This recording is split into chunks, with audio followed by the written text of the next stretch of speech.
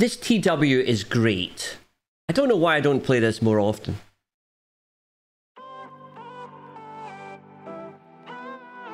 I've decided to go on a journey. Aldous Sandflys is leaving port. 100 million GP, 200 million GP, 300 million GP, and so on.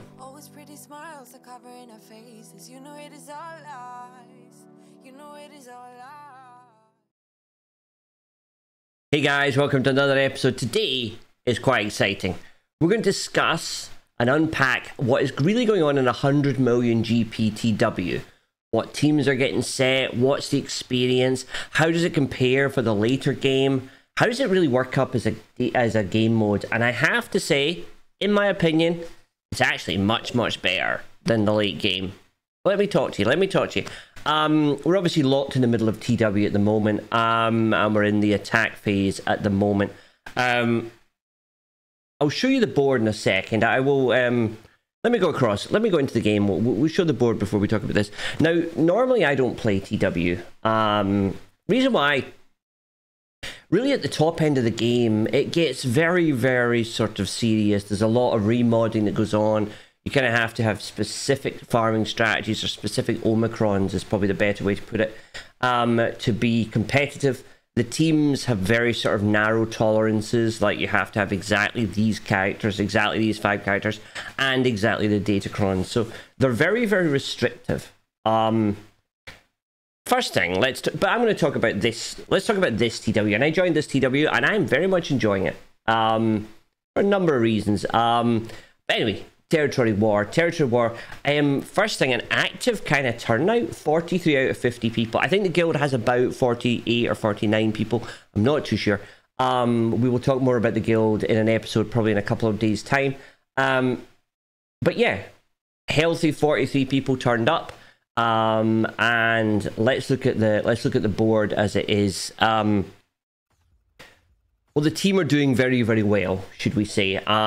We have cleared through one of the front zones, and we are on to ships. Therefore, everything is going incredibly well. But the first thing I kind of notice, certainly when I noticed joining this, is there's only 16 teams per zone.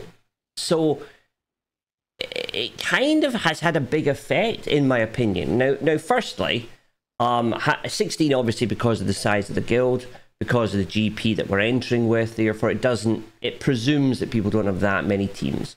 So that was the reasoning behind what CG did by increasing the number of teams, making it more and more. But they actually made the entire thing more of a slog. You know, you were going in and you were having to kill 15 teams, etc. Whereas in this game mode, there's 43 people. What's that? That's about 1 kill a zone. So on average, people are having to kill probably about four teams or 5 teams, and to place 4 or 5 teams. So the onus on each individual account, on each individual player, is so much lower than what happens at the 11 million. So if you just take a sort of a very basic time is money approach to it, and the amount of mental and effort that it takes simply to play the game mode, is significantly lower. And I'm seeing that with the guild. The guild's been great. You know, you see lots of little personal messages where people are like, oh, I'm at work, I'll be home later on and I'll do my battles then, or I wish I could do my battles now, but I'm out there and I'll get them later on when I'm in better Wi-Fi. You know, comments like that are showing that people are engaged, people are excited. There hasn't been one message to say everyone must attack now, or I want to clear this amount of teams by this point. People are just genuinely enjoying the game mode. It doesn't have that toll on people, and it's not winding people down. It's not wearing them out. The other thing I've noticed is the teams. The teams are great. It is back to your old classics, the ones that we all had when we started playing. Phoenix are overpowered, even more overpowered now that they have Captain Rex. But it's nice to go back to that sort of, remember back to when it was Phoenix and Ewoks Those were the teams, and Jawas in many ways, these teams that had these incredible mechanics that made them just, no matter what gear level they were, just made them very, very good. General Grievous and things like that. These are sort of, I'm not, this is not my guild's defense. Please do not take this as me giving their, because I have not. There's a lot of different teams getting placed. So it's nice to see those teams. It also kind of reminds me, recently CG, or maybe last night, CG changed the requirements or the characters that new players get, and I think that's fantastic, because every new player is now going to get Phoenix. So TW is going to be an even more wilder time with people sort of using the Phoenix, having this Phoenix on defense. So that's going to be pretty cool. We're going to have more Captain Rexes. So I think that kind of changes your standard farming guide, and I would suggest farming up your Captain Rex probably would be where I'd start. Get up as fast as possible. Anyway, sorry. So I like the new player changes are going to have a little bit of an effect on this, but they're really going to get people started. I also like the ships. So the fact that they've added more ships in, because I would say that, where some of the comps of the ships are just, here's my best Empire leader, and then here is the 5 Empire ships I have. Not really in the way that we would normally understand, or split up the way that we would normally have them, if that makes sense. So it's clearly people are kind of struggling to kind of get those 1 or 2 coherent meta type fleets, or the meta composition, should I say. I don't mean the meta fleet, I mean kind of when you get Holdo, you need the 5 resistance. When you get Executor, you have a certain sort of, you know what I mean. So it's clearly people are kind of struggling to put together those exact meta kind of compositions because of where they are in the game. The other thing that's been really refreshing, and what I really kind of like about it, is that every time you click in a zone, there is a huge variation in all teams. There's normally about 3 different types of teams in every single zone. And there's everything from the fully relic version down to like a Gear 8 version. So you can, as a player, everyone in the guild is kind of opening up a zone and seeing a team that they can target. There's a team that they might have their counter at a Gear 8 level or G9 level. Somebody else might have the relic level.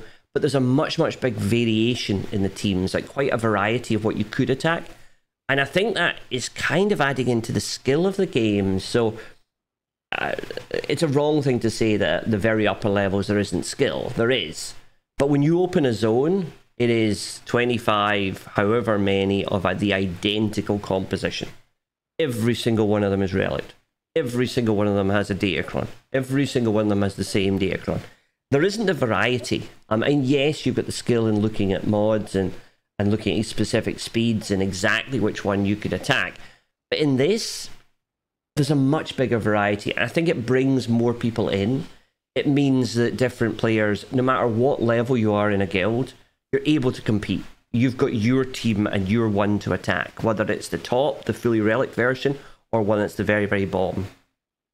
I touched on Datacrons a little bit. I should kind of say that. Also, I'm kind of pleasantly surprised. Datacrons aren't a thing in this TW. Very, very, very few of the defensive teams have Datacrons on them. Datacrons are just not something that people are really they are understanding, but they're not seeing the impact of, should I say. They're enjoying the impact of. The other thing, when I did a little bit of work looking into where Datacrons are used, about 65% of Datacrons are used on offense, and about 35 on defense, and that gets even more. So basically, when people first unlock a Datacron, they're wanting to use it. They're putting it on offense. They are taking it with them to use, and they're enjoying it.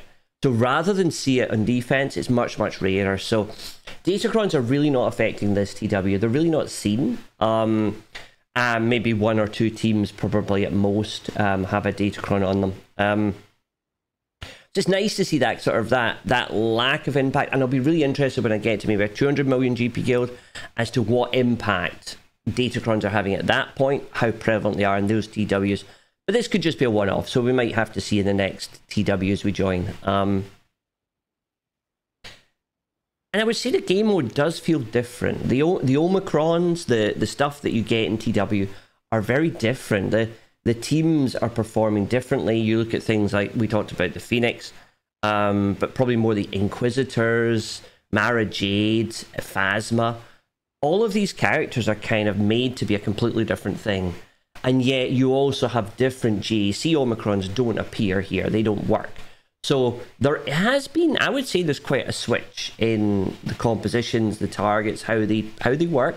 I would say that occasionally Datacrons, which I'm kind of using or seeing, do maybe trump the Omicrons a little bit, which is a little bit kind of, I'd maybe like to see the Omicrons kind of brought into the Datacron, or, you know, you'd almost sort of say that the Datacron should have an Omicron bonus or something like that, you know, a slightly different, anyway, that's it. That's my thoughts. I'm really enjoying the TW though. I have been dipping in and clearing one or two, and then going away for like a couple of hours and letting the rest of the guild kind of clear things. But yeah, it's enjoying it, and I hope we manage to win. But those are kind of where the TW is, and I hope that gives you a flavor of what 100 million GP guild territory war is like, the pros, the cons. I certainly think it's far more varied, far more interesting, far less time sloggy, and probably a lot more enjoyable. So yeah. Anyway, we'll continue our journey tomorrow. Everyone look after yourselves. Have an incredible day out there in the Holotales. Till then, may the force be with you. Thank you.